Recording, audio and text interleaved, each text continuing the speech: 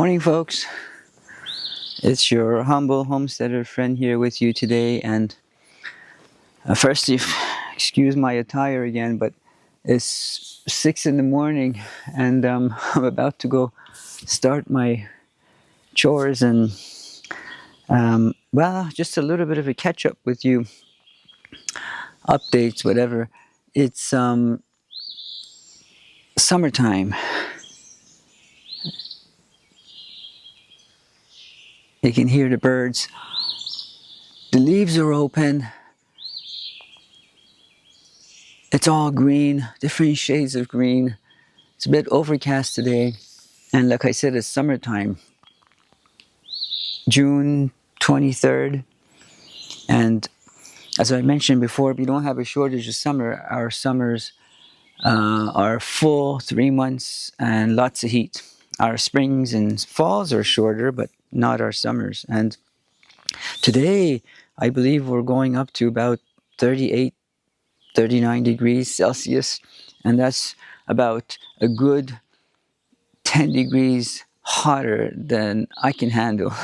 That's why I'm trying to get as much as I can do before it gets that hot.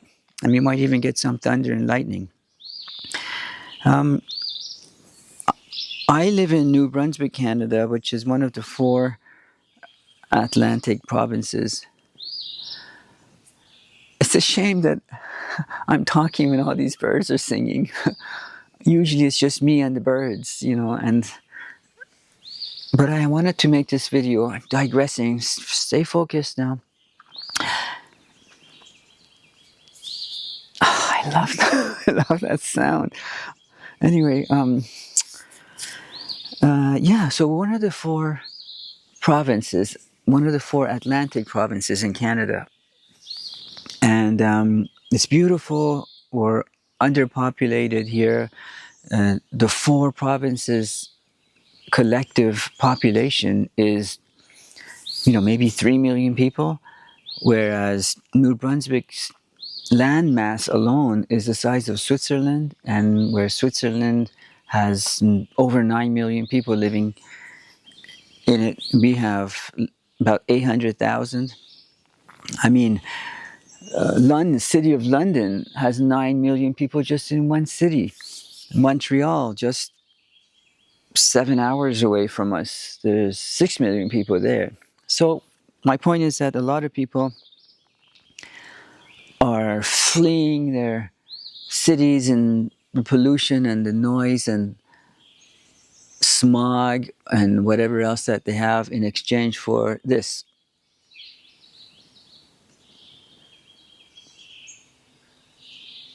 And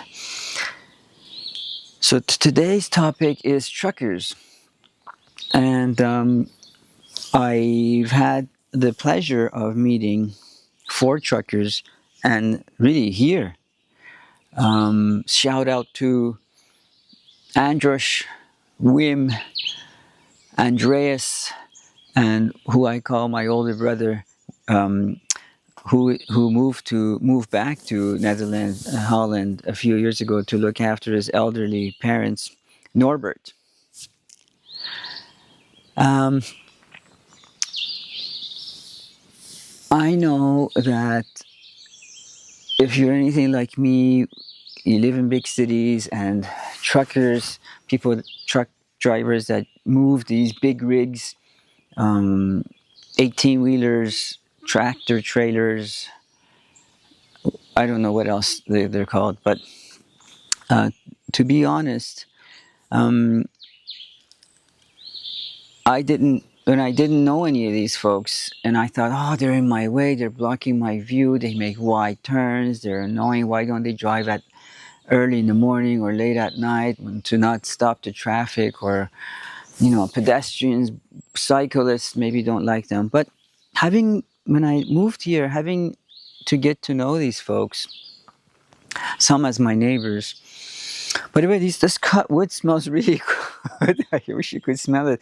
These are all fallen trees. If the camera can show you, you can, after a while, you'll be able to tell the difference between fresh tree and old tree. These are all fallen trees. It's a bit dowdy. Oh, I'm digressing again. I just want to say how good this smells, how good the forest smells, how good this forest sounds. And by the way, this is why all these people are moving, not moving here. People are traveling to our I was going to say our four little provinces, but collectively, if New Brunswick is the size of Switzerland, I think collectively all four provinces were certainly bigger than France, which is the largest country in Europe. But anyway, people are coming here, and the other day I was in town. On my way drive to town, I usually see, about an hour drive, I usually see maybe 20 cars going one way and 20 cars going the opposite direction. Well, now, in the summer, the vacation season, as maybe you're about to go on, the traffic and the population number of people doubles, maybe even triples at this time of the year. And so truckers who normally would love to travel and deliver things in our neck of the woods or in the Atlantic province, because the Trans-Canada Highway is well looked after, it's quiet, forests on both sides, and if there's no forest, there's farmland and rolling hills, beautiful, as opposed to the city, concrete jungle, traffic, bumper to bumper. But these folks now have to, I want to say, deal with us, the rest of us, who are not necessarily in their way, but they have to share the road. But the thing is that, folks, what was that?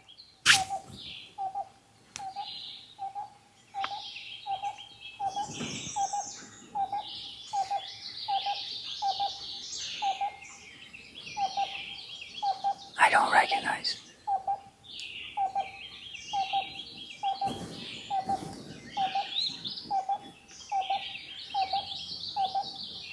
What is that?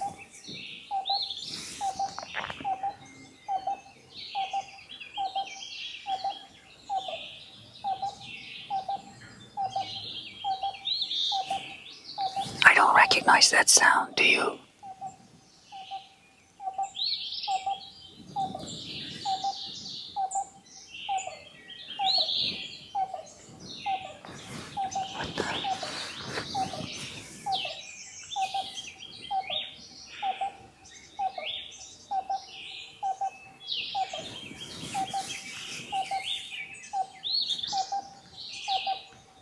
If you recognize this sound, let me know.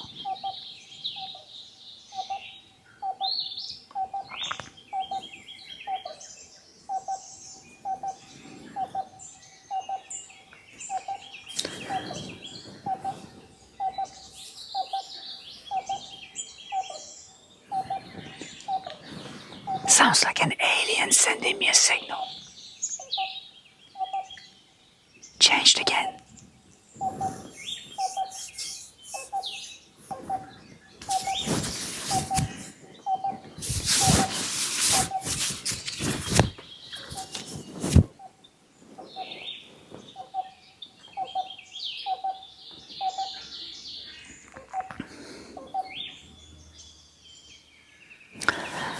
Truckers, do you want to do this? What are you saying?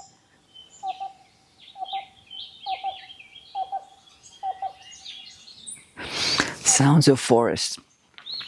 Yeah, so, everything that we buy, be it food or all the stuff you buy from your Amazon. I mean, I sometimes have to too, but I try not to as much as I can. The cars that you drive, you've seen those trailers when have two levels of full of cars. That's a lot of responsibility. I once saw a documentary or a show or something. There was this lady truck driver that had to haul 3 trailers behind her. I've never seen 3 here. I've seen 2, and then there were cattle in it. And there were 2 levels. I mean, the responsibility that she has, unbelievable. But Here in Canada, with the weather that we have, winter, summer, pouring rain sometimes, different, because Canada's second biggest country, you go through a lot of land mass, a lot's happening. And these truck drivers are oftentimes away from home for 5 days a week. Sometimes in Europe, they might be few countries away from home, and in Canada, I know some parts of Canada, they have to stop before they going up the hill and put chains, heavy chains around some tires, and then go up the hill and then coming back down, or when the storm is finished or whatever, soon after, to stop and take the chains off. Pouring rain, freezing rain, these people are driving, and through my neighbors, I heard that when they are waiting for the trailer to be loaded or unloaded, or they're waiting in town after having loaded or after having unloaded before they get the next order to go and pick up, they don't even get paid. They're not home. They're not able to go and whatever it is that they want to do. They're not free to do it, and yet they're not getting paid because they're waiting by the phone, waiting for them to say, okay, go to whatever warehouse, you're picking up these things and you're bringing them back home. It's a lot of work. And, I know you're probably thinking, but no job is easy. I always say this anyway, no job is easy, but if you're getting paid, then it's justified. But I don't think they're getting paid that much money. I've never asked any of the people I know, but I think if they're getting less than $100,000 a year, which I'm sure they are, maybe. If you know how much they get paid, or if you're a trucker yourself watching this and don't mind disclosing, let me know. But if they're making less than $100,000 a year, I think they're underpaid for the amount of time that they're away from home. When you go through different countries, and each country has its own laws and regulations, what you can do, what you can't do, how you drive, the traffic, and the people's cultural, all these things they have to deal with. And also, folks, don't forget, I know you have to probably be an introvert to be a truck driver, but my God, these people are in solitary confinement for 5 days. They don't really have anyone to talk to. There was a time that you could pick up hitchhikers. By the way, those movies that you see, and I don't think they're true. I mean, I've never heard in my lifetime here or other provinces, anyone that they chased after someone, or that they picked up a hitchhiker and dismembered them, or they followed too closely to a car and tried to intimidate. I've never heard any of these. These are just probably more like Hollywood movies. But they're really, really nice people, and they're helpful people. And again, they have a lot of responsibilities. Listen, I drive, if I ever drive an hour and a half one way on the highway Trans-Canada, on our empty Trans-Canada highway, scenic Trans-Canada, when I arrive at my destination, I'm all stiff. I'm like, I'm glued to I don't know how these people drive 4, 5, 6, 7, 8 hours straight and stay straight, pass, not veer off, not jackknife, again with freezing rain and the storms, and us, people like, not necessarily me, but regular folks, cutting them off. Folks, one thing I have to say, I once asked one of my neighbors, friends, truckers, how I can make their lives easier. And he said that I wasn't privy to this. Have you ever driven on the highway and you've seen little bits and pieces of shards of plastic rubber tire on the shoulder, and you thought, this has happened to me. How about if I thought there must have been an accident. Wow, what a crash. Tires are shredded here, bits and pieces of it. And no accidents, no tire marks, no nothing. It wasn't until just a couple of years ago when I asked one of my neighbors, I said, he said, don't drive alongside of us. Listen to this. I put 2 and 2 together, and then I figured that out. In my neck of the woods, in my region of New Brunswick or Canada, we have 2 sets of tires, winter tires and all-season tires. So when I was changing my tires over 1 year, my mechanic said, this is the last year you can drive these tires. So each set of tire gives me 3 years. 3 years as in 6 months. Because the other 6 months is the other alternate. Okay, you get it. I said, why? He said, starting to show show cracks. I said, what does that mean? He said, well, you can't drive fast, you can't drive long because they'll pop, they'll explode. I said, wow, I never heard of that before because I never really did highway driving when I was in the city. I just did city driving, and where we were, we didn't need two sets of tires. Now, these 18-wheelers, they have 18 wheels, and the companies that own them, even if it's owner operated, tires are not cheap. Next time you buy a set of tires, you'll see how much they cost. And their tires are bigger and probably more industrial, durable, whatever. So they try to drive these tires for as long as they can before they have to replace them. Sometimes that means that it is so bald, or it becomes like a balloon, no tread left in it, or because they have extra sets of tires, nothing really would happen if one is flat or one explodes or whatever. But that's basically the only time that they change it. I assume, and I may be wrong. And so when that happens, that tire pops, and I'm guessing it goes sideways. And if you're driving alongside of one of these guys, and there are many tires that can pop. And so he was saying that if you're going to pass.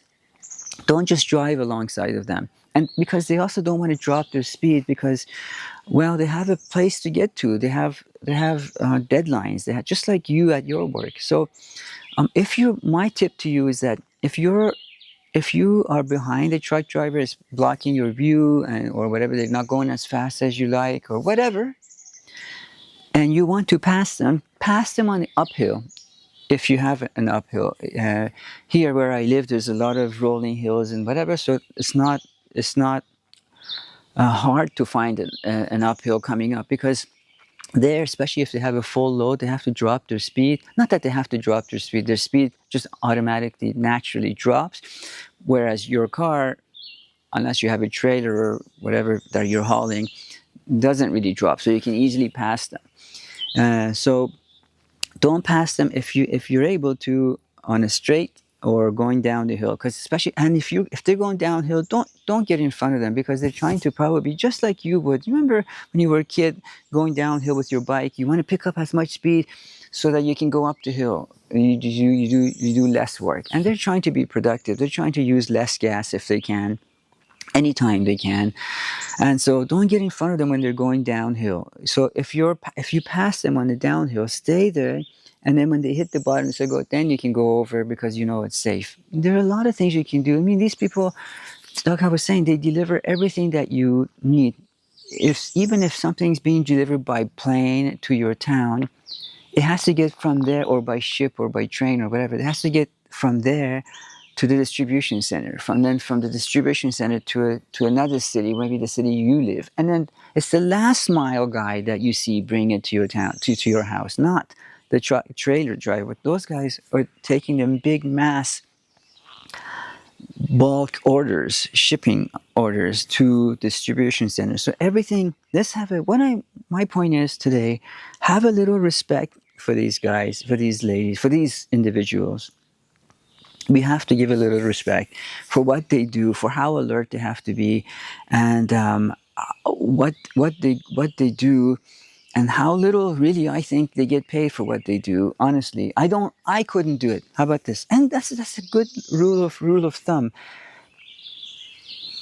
If there's someone that's doing a job that you wouldn't do, this is what I think that I wouldn't do, then for whatever reason, or I couldn't do, I would pay them more respect than someone that does the same job that I can do. I just don't have the time to do it, or maybe these people are doing it for a lot less money. Whatever the case is, they deserve our respect. I think they deserve a little, patience if you're around them, behind them, and it's just common courtesy that I'm a little late to learning, and I only learned it a few years ago. I wish I'd known this. This is why I'm making this video, because I want you to know I love learning, and I want you to know and learn about what took me so long to know, and that is truck drivers are very important. And by the way, a few years ago, they were the ones that stood up for most people wouldn't, and that is when the pharmaceuticals and the governments were all going into the vaccines and whatever. They stood up in Canada. They went. They protested. They went to the Ottawa. They went to the capital, and then they went to the House of Commons and the Parliament and all that stuff that you don't see no regular people do. They deserve my respect.